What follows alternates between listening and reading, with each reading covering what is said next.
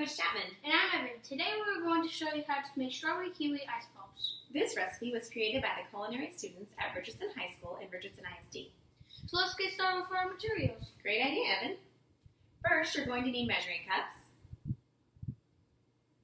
measuring spoons, a cutting board, a butter knife, a small pitcher, and either 2 popsicle sticks and 2 paper cups, or Popsicle molds. Yep, popsicle molds. I can't wait. Let's get started. Okay, are you ready? Mm-hmm. First, you're going to carefully take the butter knife to slice the strawberries.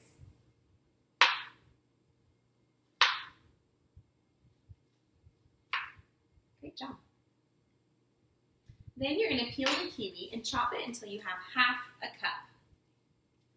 If you're using paper cups as your molds, you're going to want to spray them with a non-stick cooking spray for 1 second in each mold. If you're using the plastic ones, you're good to go. Then we're going to combine all of the ingredients into a pitcher. Start with the strawberries.